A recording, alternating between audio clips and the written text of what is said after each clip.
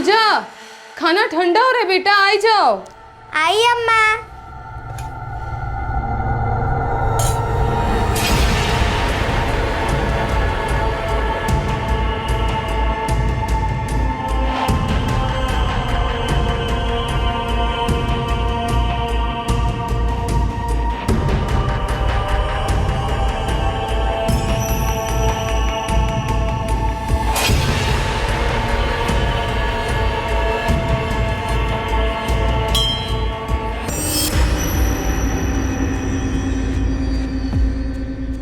नरसंहार करने निकले दो भाई अनिरुद्ध और सुजीत गुप्ता ये मानकर चल रहे थे कि मंदिर की आरती की ऊंची आवाज में गीता और उसकी बच्चियों की चीखें दब जाएंगी। पर क्या गीता कभी जान पाई थी कि उसे अपने ही पति अनिरुद्ध से खतरा हो सकता है? दुर्भाग्यवश इस सवाल का जवाब है हाँ। गीता इस संभावना से वाकिफ थी कि उसे अनिरुद्ध से खतरा हो सकता है। गीता को आगाह करने वाला और कोई नहीं बल्कि यशवंत मंडल था, उसके पहले पति का बड़ा भाई और उसका पड़ोसी भी। सुनिए जी, महेश भैया चल बसे, इसमें गीता का क्या कसूर है? कौन बोला कि गीता का या किसी का कसूर है? हम तो बस ये बोले हैं कि ये अनिरुद्ध जो है ये ठीक आदमी नहीं है। लेकिन काहे जेठ जी? तुमसे कहा बताएं गीता? ये अनिरुद्ध जो है ये हमारा और महेश का फूफा का लड़का है।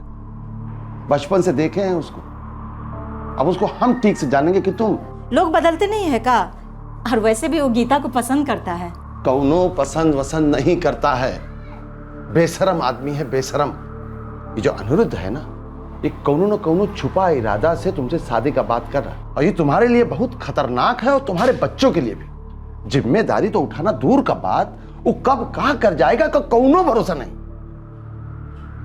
दोबारा शादी करना कौनो गलत बात नहीं, अच्छा बात है, पर आदमी तो ढंग का होना चाहिए ना गीता। एक बार अपने भाई अजीत से कहो कि कोनो बढ़िया आदमी हो तो देखेंगे तुम्हारे लिए। हमसे कहो, हम और ज्योति देखेंगे कोनो आदमी तुम्हारे लिए।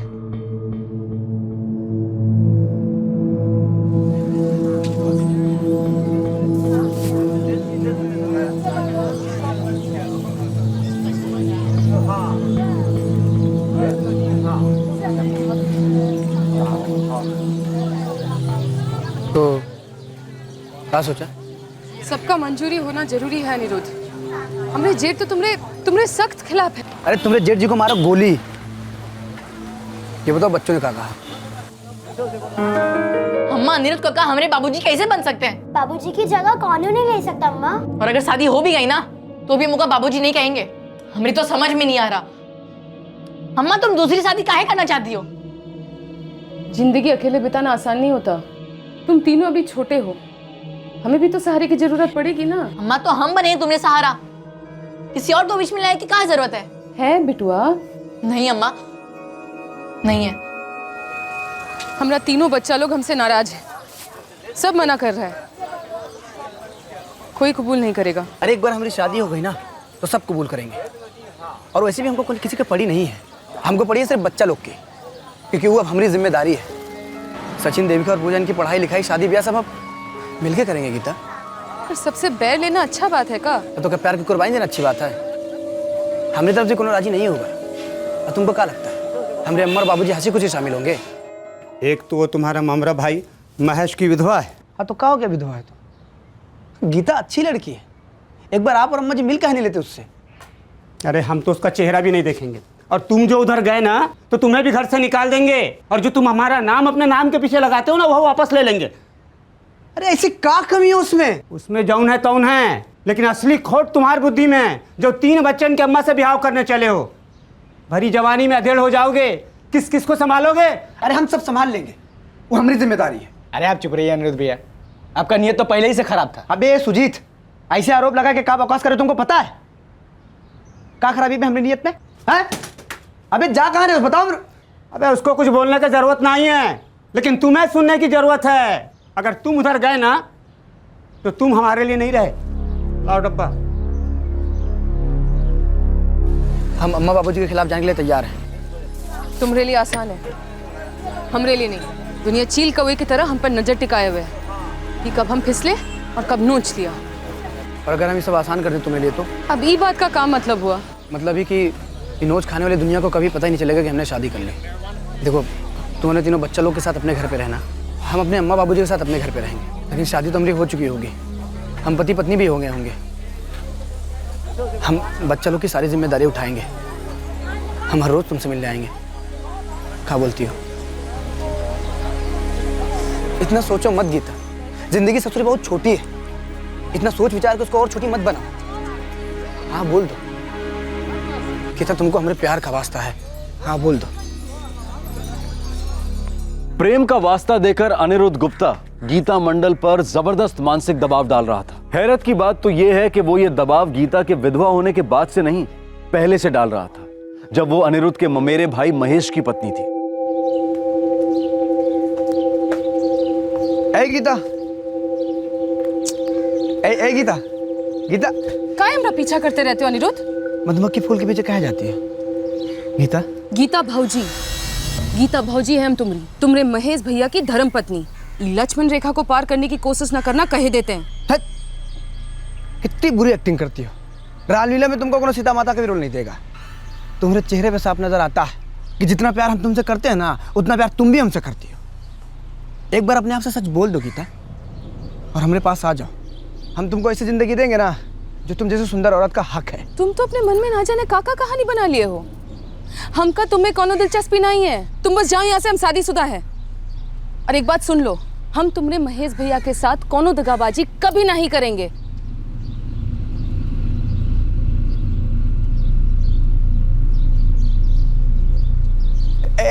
गीता, हमारी बात सुनो। तुम हमारी बात सुनो। हम अब तक तुमरे महेश भैया को तुम्हारी इस बदतमीजी के बारे में कुछ नहीं बोले, काहे कि दो भाई, दो परिवार वालों के बीच में हम फूट नहीं डालना चाहते थे। लेकिन अगर तुम हमारी जिंदगी में फूट डालने की कोशिश करोगे ना, तो हम आगे पीछे नहीं देखेंगे। सीधा जाके तुमरे महेश भैया को सब कुछ सच सच बता देंगे। उसके आगे जो होगा वो तुम्हारी जिम्मेदारी होगी, हमारी नहीं।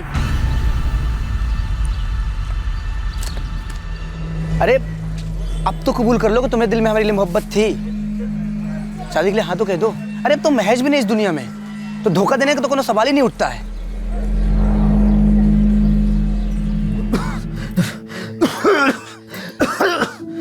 महेश मंडल, गीता का पति, लंबे अरसे तक बीमार रहा। थक गया हूँ गीता। अब तो ऊपर वाला या तो हमें ठीक कर दे या हमको ऊपर बुला ले। नहीं बाबूजी, ऐसा मत बोलो। आपको कुछ नहीं होगा। ए बच्चा लोग, अंदर जाओ, हमको तुम्हारी अम्मा से कुछ बात करनी है।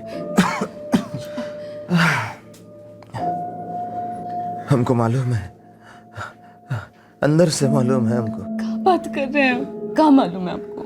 अब हम ज्यादा दिन नहीं जिएंगे।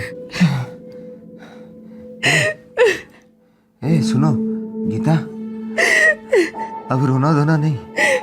बच्चन के लिए तुमको मजबूत होना होगा। हम पूरा इंतजाम कर दिए है। ये घर है तुम्हारे नाम पर, 2-2 ठेले है। मतलब जिंदगी में पैसों का खातर कोई दिक्कत नहीं आएगी, ना तुमको ना बच्चन को। उनको पढ़ाओ लिखाओ, अपन पैरों पर खड़ा करो उनको। हम सब कुछ बेच बाच कर आपका इलाज करवाएंगे, कुछ नहीं होने देंगे आपको। हम तोरे और बच्चन के लिए पीछे क्या क्या छोड़ के जा रहे हैं हम बताते हैं।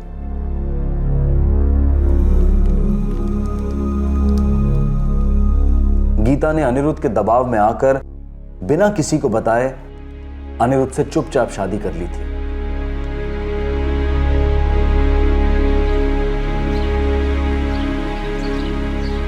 जब तक बाबूजी इस दुनिया में जिंदा हैं तब तक हमें शादी को राजी रखना पड़ेगा। पर हम हर रोज तुमसे रात को मिलने आएंगे, उसकी फिक्र तुम मत करना। वो बात का फिक्र हमको कभी था ही नहीं। वो तो हम जानते तुम आओगे, पर दिन में दुनिया का सामने कब आओगे अनिरुद्ध? हमारे बाबूजी की तबीयत जो है ना एकदम खस्ता रहती है। मतलब मुश्किल से 1-2 साल चलेंगे बस। उसके पहले कुछ भी बवाल हुआ ना तो खामखा हमको जायदाद से अलग कर देंगे। और हमारे पास जो कुछ भी आएगा वो देविका, सचिन और पूजा का ही होगा ना। उधर शांति से पिताजी इस दुनिया से जाएंगे और हम चुपचाप तुम्हारे पास आ जाएंगे हमेशा के लिए, दिन में दुनिया के सामने। ठीक ना?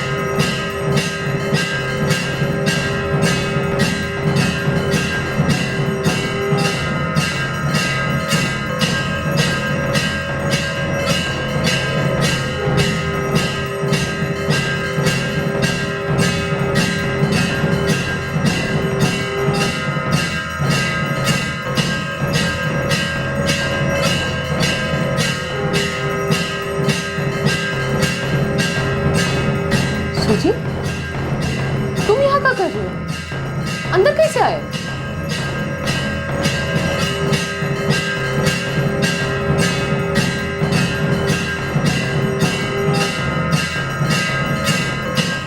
इस नरसंहार का मकसद क्या था? क्या यह भयंकर साजिश उस खजाने, उस संपत्ति के लिए की जा रही थी जो गीता का पति महेश मंडल गीता और उसके बच्चों के लिए छोड़ गया था? या फिर इस हत्याकांड के प्लान के पीछे कोई और ही कारण था?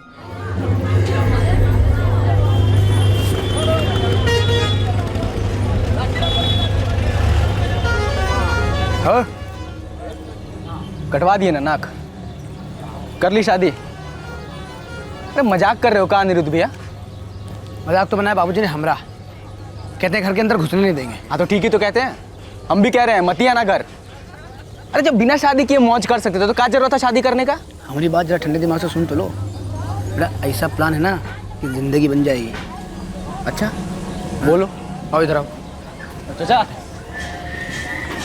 देखो, किसी ज़माने में हम गीता से प्रेम करते थे, लेकिन अब नहीं करते। अब हमारे पास एक प्लान है। हाँ बोलो बोलो, सुन रहे हैं। देखो, एक तो बड़ा घर और ऊपर से 2 ठेला। अच्छा चलता भी है भाई। मतलब एक ठो बड़ा घर और 2 दुकान, इसी के लिए ब्याह कर लिए गीता से? घर और ठेला तो हमारी जेब खर्चा के लिए है बस। का खजाना छोड़ गया है महेश बाबा गीता और बच्चों के नाम। और तुम सुनोगे तुम्हारी का खजाना है? तुम हमेशा पूछती थी ना, इतना कमाया और बाकी का पैसा कहाँ गया? हाँ? हम अपना बीमा उतराए थे, जिसका किस्त भरने का वास्ते वो पैसा जाता था। जानती हो कि कितना पैसा का बीमा है? 18 लाख। पूरा 18 लाख मिलेगा तुमको। हमको कुछ नहीं चाहिए, हमको आप चाहिए। लेकिन सच्चाई है ना?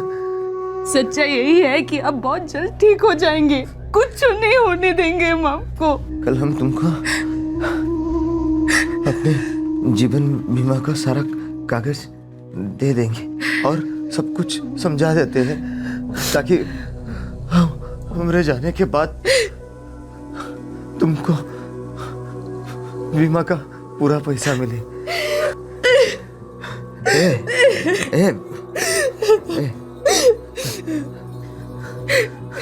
हाँ? समझ गई ना?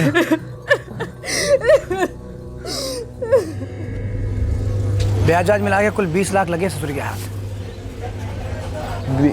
कौन बताया? वो खुद गीता बताइएगा तुमको? हाँ बे, उसके बारे में हमको अभी से सब पता है। हमारी बीवी है बे। तो तुम इस चक्कर में हो कि तुम ब्याह किए हो तो घर, ठेला और 20 लाख रुपया सब अंदर कर लोगे? हाँ बिल्कुल, और सारा पैसा का पूंजी बना के हम लोग अपना खुद का धंधा शुरू कर सकते हैं। हम मतलब? हम लोग माने तुम और हम तुम। तो तुम ऐसा सोच रहे हो कि घर, ठेला और रोकड़ा सब अपने नाम कर लोगे? अरे दूध भात है का? बेवकूफ़ हो गए हो। अरे वो महेश सब गीता के नाम पे करके गया होगा। जो गीता अब हमें नाम कर देगी, पति है उसके, इतना हक तो बनता ही है हमारा। और नहीं की तो? नहीं की तो करवा लेंगे। कमीने हो तुम, माला माल हो जाओगे तुम। हैं? तुम नहीं, हाँ हम और पैसे से हम लोग ऐसा धंधा शुरू करेंगे कि गांव में सबसे बड़ा आदमी बन जाएंगे। और गीता और बच्चे? अब गन्ने का रस चूसने के बाद चूसा हुआ गन्ना जेब में लेके थोड़ी घूमेंगे, थूक देंगे। जब तक गीता को अनिरुद्ध के असली इरादों के बारे में पता चला तब तक बहुत देर हो चुकी थी, लेकिन फिर भी गीता ने अपने बस में हर मुमकिन तरीके से अनिरुद्ध की चालाक कोशिशों को मात दी। देविका और पूजा सचिन के साथ मेला देखने गए का? हाँ, काहे? नहीं, हम बोले हम घुमा लाते हैं तो हमारे साथ जाने के लिए मना कर देती ना, और हमको काका काका कहते रहते। बाबूजी नहीं बोलते। इतने हमको कब अपनाएंगे? थोड़ा बखत दो, नाजुक उम्र है। और तुम तो हमको पूरी तरह दिल से अपना लियो ना, या तुम भी बच्चों की तरह ऐसे ही? गीता, तुम्हारी जो खामोशी है ना, एक छुरा की तरह चुभती है हमको। सवाल ही आसन किए हो, शादी की है तुमरे संग, भगवान को साक्षी मानकर। और उसी भगवान के मंदिर में हम भी कसम खाए थे कि तुम्हें और तीनों बच्चा लोग की जिंदगी भर जिम्मेदारी उठाएंगे। गीता, वक्त आ गया है कि घर और दोनों ठेला हमारे नाम कर दो। काहे? ये पैसा और जमीन जायदाद जो कुछ भी है सब हमारी जिम्मेदारी है ना। तुम्हारे खाता में जितना पैसा है ना वो सब हमारे खाता में डाल दो। हम सब दिमाग से पूरी जिम्मेदारी उठाएंगे। तुम बस आराम करो और जिंदगी का मजा लो। सब कुछ तुम्हारे नाम कर दे, पर काहे? क्योंकि हम कह रहे हैं तुम्हारे पति हैं भाई। देखिए कैसे जानवर की तरह मारा है वो। हम बोले थे ना तुमसे, बोले थे ना पहले कि वो आदमी का नीयत ठीक नहीं है। गलती हो गई हमसे। जो हो गया सो हो गया। अब बिना देर किए तलाक दो उसको। शादी का रजिस्ट्रेशन किए हो ना? कहाँ, बस मंदिर में 7 फेरे लिए थे पुजारी और भगवान जी के सामने। हम तो अपने सगे भाई अजीत भैया को भी नहीं बोले कि हमारी शादी हो गई। वो भी अपने परिवार वालों को कुछ नहीं बोला है। एक तरह से ये ठीक भी है कि शादी का कानून सबूत नहीं है। कम से कम कानूनी तौर पे वो तुमको अपनी पत्नी तो नहीं बोल पाएगा। तो अब दूर करो सारे को, तोड़ो सारा रिश्ता नाता। पर एक बात का ध्यान रखो, अपना जान का हिफाजत करो और अपने बच्चा लोग का हिफाजत करो। वो ससुरा कौनो हद तक जा सकता है। बिना सर्टिफिकेट के तुम बैलगाड़ी भी नहीं चला सकते। और शादी तो जीवन की रेलगाड़ी है। अच्छा, तो अगर सर्टिफिकेट पेश करें तो क्या मिलेगा हमको? जाली सर्टिफिकेट होगा तो सजा मिलेगी, असली होगा तो इंतजार मिलेगा। इंतजार मतलब समझे नहीं। आपकी पत्नी भगवान की दया से स्वस्थ है, जवान है और सारे जायदाद की मालकिन है। अब खुदा न खास्ता कुछ होता है तो प्रॉपर्टी आपको मिल सकती है, वरना उनके बुढ़ापे और देहांत तक आपको इंतजार करना पड़े। और अगर सर्टिफिकेट ना हो तो? अरे भाई अभी वही बात तो कर रहे थे कि नहीं होगा तो क्या होगा। अब दोबारा मत पूछना। तो वकील साहब, अगर सर्टिफिकेट ना हो तो क्या मिलेगा हमको? ठेंगा मिलेगा। आपकी पत्नी के देहांत के बाद सारी जायदाद बच्चों को चली जाएगी। तो लाखों की भूतनी लातों से भी नहीं मान रही। मानना तो पड़ेगा, बहुत मेहनत किया हमने और हम अपनी मेहनत ऐसे बर्बाद नहीं होने देंगे, चाहे कुछ भी हो जाए। तो थोड़ी मेहनत और कर लेते हैं ना भैया। हाँ, मेहनत तो करनी पड़ेगी क्योंकि रास्ते में 4 कांटे हैं और चारों को एक साथ साफ करना पड़ेगा। गीता, सचिन, देविका और पूजा, इन चारों को मारना ही पड़ेगा, तब जाके सारा माल मेरा हो पाएगा। मेरा? ये हमारा से मेरा कैसे हो गया? अबे कानूनी तौर पे मेरा, वैसे तो हमारा ही है। तो कितना तुम्हारा कितना मेरा है? कितना चाहिए तुमको? पहले वाला हिसाब नहीं होगा अब। ये रोटी का एक टुकड़ा दे दिए बाबूजी से बात छुपाने के लिए कि शादी होगी तुम्हारी गीता से। रोटी का कितना बड़ा टुकड़ा चाहिए तुमको? मैं रोटी बीच में से फटेगी, आधा तुम्हारा आधा मेरा।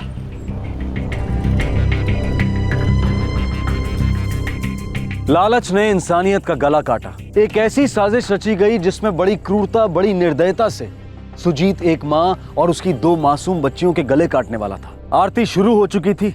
सुजीत गीता के घर में दाखिल हो चुका था और गीता ने उसे देख भी लिया था। बस अब आरती के शोर में नरसंहार होना बाकी था।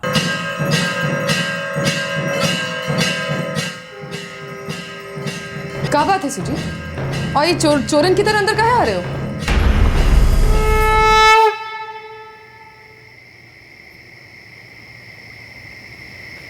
क्या वो काम हो गया? हाँ, काम हो गया है। हमारा हाथ बहुत कट गया है। क्या वो ज्यादा लग गया क्या? हाँ, कोई बात नहीं, अब जाइए, हम संभाल लेंगे। अच्छा ठीक है, अभी तू किसी डॉक्टर के पास मत जाना, घर में जाना, इस पे हल्दी लगा के पट्टी कर लेना, ठीक है? अभी सचिनवा बाकी है। सचिनवा के देखते हैं, बहुत थक गए, दिमाग सुन्न हो गया है, थोड़ा आराम कर लेते हैं। और चक्कू कहाँ है? और तुम्हारी भूसड़ कहाँ है? चक्कू नदी में फेंक दिए।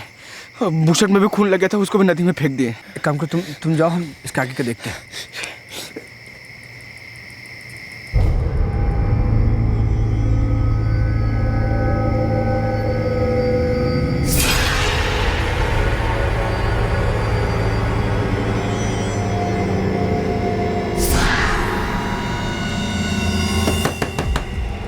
गीता, गीता, हे गीता,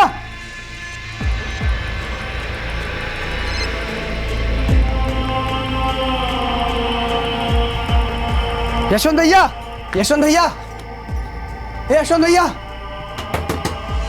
यशवंत भैया, यशवंत भैया, कहाँ है अनिरुद्ध? यशवंत भैया कहाँ है? कोई बात है का? क्या हुआ? यशवंत भैया, गीता और तीनों बच्चियाँ कहाँ हैं? घर में होंगे, नहीं तो बाहर होंगे। हमको क्या पता वो लोग कहाँ हैं? अरे बहुत देर से दरवाजा खटखटा रहे, कोनो जवाब नहीं मिल रहा हमको। सो रहे होंगे, नहीं तो बाहर होंगे। लेकिन कोनो सोने का समय थोड़ी ना है। तो बाहर होंगे। अगर बाहर जाते तो कम से कम दरवाजे पे ताला लगा के जाते ना, दरवाजा अंदर से बंद है। हमको काहे बता रहे हो ये सब? हमारा दिल बहुत घबरा रहा है भैया, चलिए देखिए ना, काम आज रहा है। हम काहे आए भैया? तुम्हारा मामला है, तुम समझो। और वैसे भी हमको नींद आ रहा है, हमारा सोने का समय है। अब देखो, हमको तुम्हारे साथ आना ही नहीं है। चलिए सुनिए तो, चलो यशवंत भाई बात तो सुन लीजिए। यशवंत भाई सुनिए। तुम्हें ऐसा क्यों लगता है कि कुछ गलत हुआ है? क्योंकि साहब हम गीता के घर पे वापस आए, उसका दरवाजा खटखटाए और सब कई बार खटखटाए मगर हमको कोई जवाब नहीं मिला। इतने दिनों में ऐसा पहली बार हुआ साहब। और गीता के जेठ ऐसे बगल में रहते हैं साहब, हम उनके पास गए, उनको कहे कि दरवाजा अंदर से बंद है, आप पता नहीं कहाँ माजरा है, चलिए देखिए। तो अजीब तरीके से पेश आ रहे हैं, मतलब आने से इनकार कर दिया साहब। तो फिर क्या किया तुमने? फिर हमने सर आपको फ़ोन लगा दिया तुरंत।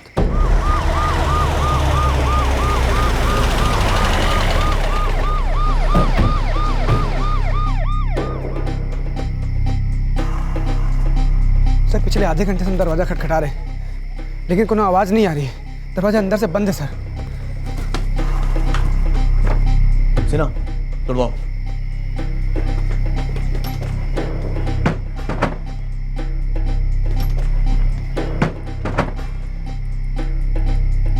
क्या हो रहा है? पुलिस दरवाजा तोड़ रही है, कुछ ठीक नहीं लग रहा है। हटो तो हटो। आप रुकिए, कुछ बखेड़ा खड़ा हो जाएगा, आप समझते काहे नहीं?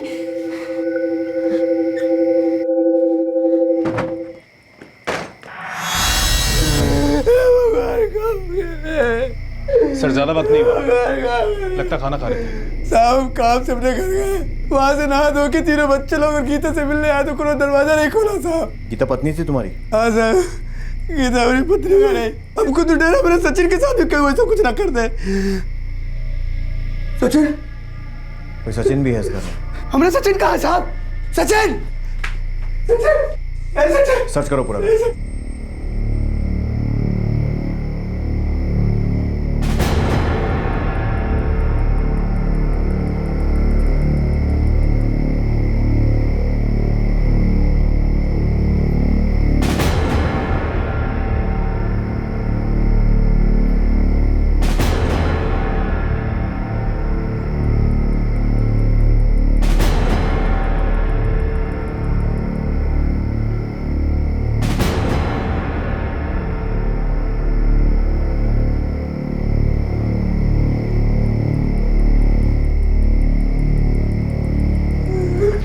घर में जबरदस्ती घुसने को कोई भी निशान नहीं मिला। लगता है कातिल छत से दाखिल हुआ था। और सर खून के निशान अगले घर के छत तक जाते हैं और उसके बाद नीचे। ये बाजू वाला घर यशवंत मंडल का है? हाँ साहब, यशवंत का ही है।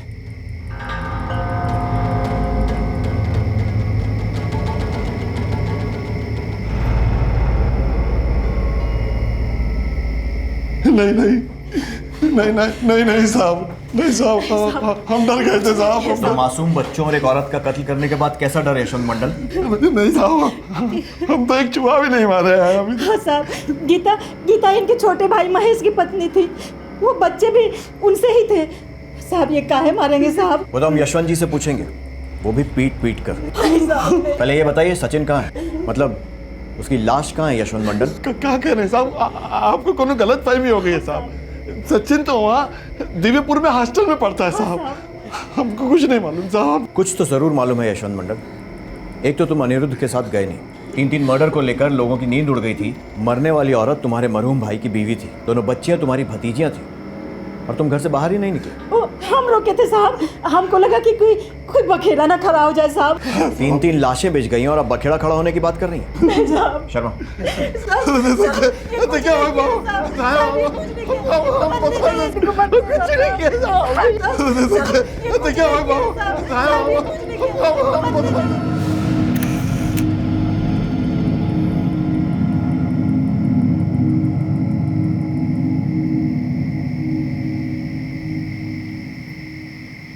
हाँ भैया, आप ही के फ़ोन का इंतजार कर रहे थे। अच्छा सुन, अभी तुम एक काम करो, जल्दी से दिव्यापुर पहुंचो, सचिनवा का काम खत्म करो, क्योंकि पुलिस को पता चल गया है कि सचिनवा दिव्यापुर में है। इससे पहले कि पुलिस जाए उसको बचाए, तुम उसका काम खत्म करो। हाँ हाँ हाँ हाँ, ठीक है ठीक है ठीक है। लेकिन आप? हमको पुलिस बुलाई है, हम जा रहे थाने, वो उनको बयान चाहिए हमारा। ठीक है, अभी तुम देर मत करो, निकलो, जाओ जल्दी से। ये क्या बोल रहे हैं आप सर? बेटा, मुझे बताते हुए खेद हो रहा है कि तुम्हारी अम्मा और दोनों बहनों का कत्ल कर दिया गया है। तुम्हें जल्द से जल्द यहाँ आना होगा, शिवनाथ पुलिस स्टेशन।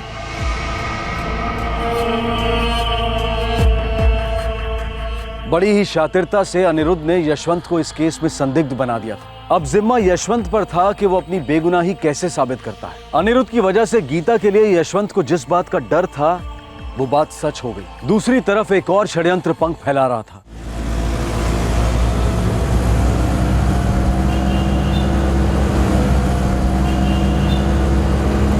साहब आप मारिए पीटिए कुछ भी कीजिए साहब, जो बात हमको मालूम है नहीं है साहब वो जुबान पे कैसे आएगी साहब। तुम्हें यह नहीं मालूम है कि हमें मालूम है कि तुमने गीता और बच्चियों को क्यों मारा। मालूम है क्यों? वो एक चीज जो हर दूसरे जुर्म की जड़ में होती है और वो है पैसा। नहीं साहब नहीं। महेश ने जो कुछ गीता के नाम पर रखा था तुम उसे हड़पना चाहते थे। हम नहीं साहब, वो अनिरुद्ध ऐसा करना चाहता था तो मैं वो गीता से शादी किया था। आप उसको गिरफ्तार करो, एक नंबर का है वो। हमको पहले से ही डर था कि वो ऐसा ही कुछ करेगा। हम गीता को आगाह भी किए थे। साहब ये यशवंत की पहले से बुरी नजर थी हमारी गीता पे। ये बात हमको गीता ने खुद बताया था। पिछले दिनों महेश भैया के जीवन बीमा का पैसा मिला था ना 20 लाख, उसको हड़पने के चक्कर में था। लेकिन उसका तो कुछ और ही कहना कि सिर्फ पैसे के लिए तुमने चुपचाप उससे शादी कर ली और बहुत मारते पीटते थे तुम उसे, ताकि घर पैसा ठेला सब कुछ तुम्हारे नाम पे ट्रांसफर हो जाए। हे भगवान, हे इंसान, ये यशवंत इस हद तक गिर जाएगा हम कभी सोच भी नहीं सकते साहब। भगवान कसम, हम कभी अपनी गीता को पैसे के लिए मारे हो ना तो हमारी जबान कट जाए साहब। प्यार करते थे साहब हम उसको और वो भी हमसे करती थी। और साहब छुप के शादी इसलिए किए थे क्योंकि वो 3 बच्चों की अम्मा थी। समाज में लोग हम पे उंगलियां उठाते। हम काफी खुश थे साहब और सब कुछ अच्छा चल रहा था। लेकिन यशवंत से हमारी खुशियां देखी नहीं गई। उसका सारा पैसा सारा प्रॉपर्टी खुद के लिए चाहिए था साहब। और तुम्हें लगता है कि सारे खून यशवंत ने किए हैं? बिल्कुल किए होंगे साहब। वो एक नंबर का झूठा फराडिया है। आप उसके भोली सूरत और बर्ताव पे मत जाइए साहब। और उसके साथ उसका कोई साथीदार भी होगा साहब। और हमको तो डर है कहीं कहीं वो अपने सचिन के साथ भी ऐसा कुछ ना कर दिया।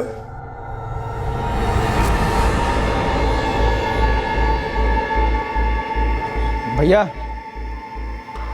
ओ गार्ड भैया। हाँ हाँ हाँ हाँ, जरा सचिन मंडल को बुला दीजिए ना। आप कौन है? हम चचा हैं उसके। वो यशवंत मंडल हमारे दोस्त हैं। गांव में बहुत अनर्थ हो गया है। उसकी अम्मा और 2 बहनों का कत्ल हो गया है। हाँ मालूम है हमको, फोन आया था सचिन मंडल को, बहुत रोता था बेचारा। हाँ हाँ हाँ, जल्दी बुला दीजिए ना, उसको काका के पास ले जाएंगे। अरे वो तो रात 11 बजे के बस में बैठ के ही चला गया। जब ये फोन आया था वार्डन साहब खुद ही गए थे उसको बस में बिठाने के लिए।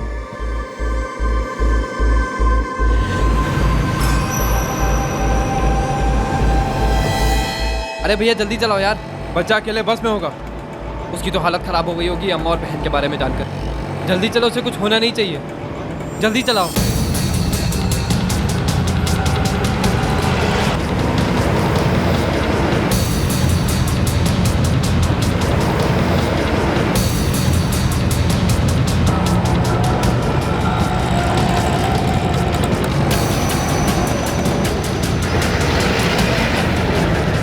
साहब आपको लगता है कि मेरी बहन गीता का और उसके 2 मासूम बच्चियों का कत्ल यशवंत ने किया है? लगता तो ऐसा ही है। यशवंत अभी कुछ कबूल नहीं कर रहा है, लेकिन गीता के घर से खून के धब्बे सीढ़ियों से होते हुए उसकी छत तक जाते हैं और वहां से सीधे नीचे उसके घर तक। बीमा का पैसा, घर, 2 ठेले, इन चीजों के लिए यशवंत ने मेरी बहन गीता का उसके 2 मासूम बच्चियों को मार डाला। अभी तक तो यही कारण लग रहा है इस ट्रिपल मर्डर का। वैसे आपकी बहन गीता ने जो अनिरुद्ध से चोरी छुपे मंदिर में शादी की थी उसके भी खिलाफ था यशवंत। क्या गीता ने अनिरुद्ध के साथ शादी की थी? आपको ये बात नहीं मालूम थी? नहीं साहब, हमको नहीं मालूम था और गीता ने भी इस बारे में एक शब्द भी मुझसे नहीं कहा।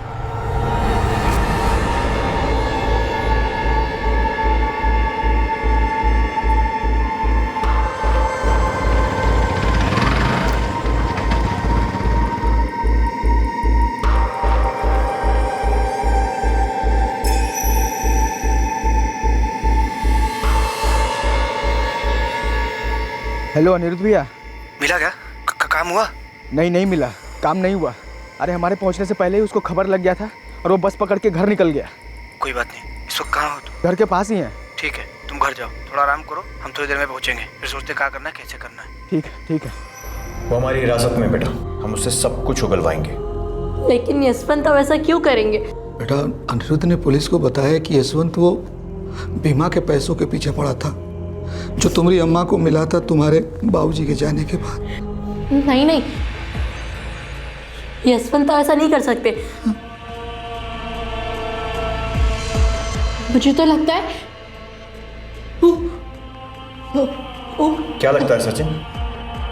सर, कुछ दिनों पहले अनिरुद्ध काका हमारे हॉस्टल आए थे हमें लेने, और वो भी माँ को बिना बताए। क्या? जी सर। सचिन वक्त पर पुलिस स्टेशन पहुंचा और फिर पोस्टमार्टम रूम पर, और वहां पुलिस को सब कुछ बता पाया। उसने बताया पुलिस को कि किस तरह अनिरुद्ध से उसे खतरा था और किस तरह अनिरुद्ध उसे लेने आया था। लेकिन उस वक्त उस मासूम 13 वर्षीय लड़के को मालूम भी नहीं था कि असल में अनिरुद्ध का कितना भयंकर प्लान था।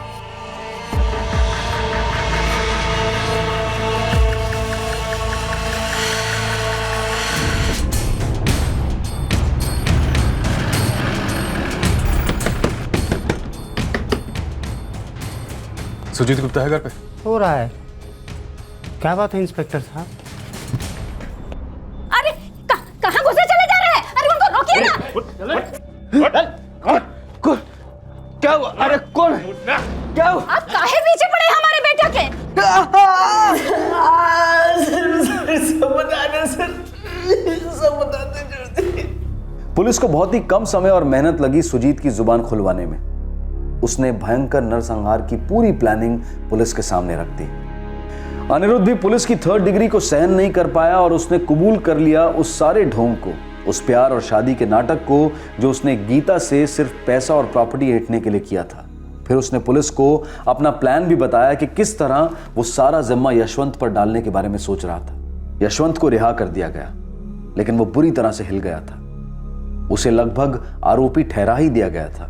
यशवंत मंडल और उसका परिवार रिहाई के दूसरे ही दिन घर और वो गांव छोड़कर दूसरी जगह बस गए, ताकि उन पर कोई उंगलियां ना हो। हमको तो एक लंबे अरसे से लग रहा था कि हमारा अनिरुद्धवा पगला गया है, बहुत कड़वा हो गया। हमको तो लगता है ये अनिरुद्ध ने बहकाया है सुजीत को। अनिरुद्ध सुजीत से ना कहता तो अनिरुद्ध खुद ये भयंकर काम किसी और से करवा लेता। अनिरुद्ध सुजीत से ना पूछता तो सुजीत किसी और के लिए ये खून वून कर देता। सच्चाई तो यही है कि हमारा दोनों बेटा शैतान निकले। क्या हमें कोई कमी थी परवरिश में, हमारे खून में? हाँ?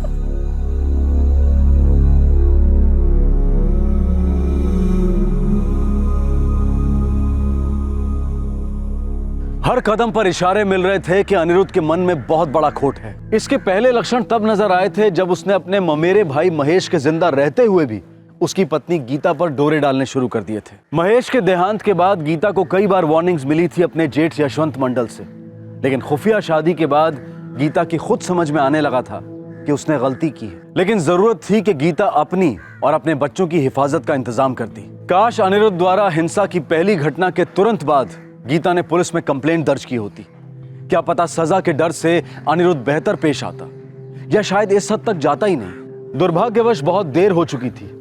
गीता को यह बात समझ में आई, लेकिन अपनी बच्चियों पूजा और देविका के बचाव का इंतजाम करने के पहले ही तीनों को मौत के घाट उतार दिया गया। गीता, देविका और पूजा की कोई गलती नहीं थी। वो बस एक आदमी के लालच की हदों से अनजान थी। इस बात से अनजान थी कि वो शॉर्टकट द्वारा दौलत हासिल करने के लिए किसी भी हद तक जा सकता था। अनिरुद्ध और सुजीत को आईपीसी की धारा 302 के तहत हत्या के लिए, धारा 201 के तहत सबूत मिटाने के लिए और धारा 34 के तहत कॉमन इंटेंशन के लिए गिरफ्तार किया गया है। चार्जशीट फाइल हो चुकी है और दोनों भाई फिलहाल जुडिशियल कस्टडी में हैं। गीता की सारी प्रॉपर्टी और संपत्ति को उसके बेटे सचिन के नाम कराए जाने का प्रोसेस शुरू कर दिया गया है। हर कोई और कोई भी बुरे से अच्छा बन सकता है, बस उसे अवसर मिलना चाहिए कि उसे लोगों का भरोसा मिले। पर एक बार कोई भरोसा तोड़ता है, विश्वासघात करता है, फिर दूसरी बार करता है, फिर एक लाइलाज बीमारी बन जाती है दगाबाजी, और हर गले मिलने वाले को पीछे से छुरा खोंपने की आदत हो जाती है। आपसे फिर मुलाकात होगी अगले एपिसोड में एक और चौंका देने वाले केस के साथ। तब तक सुरक्षित रहें और देखते रहें क्राइम पेट्रोल सतर्क। सबक एक को, सीख हम सबको। जय हिंद। इस तरह के और भी एपिसोड देखने के लिए हमारे चैनल को सब्सक्राइब करें और बेल आइकन दबाना ना भूलें।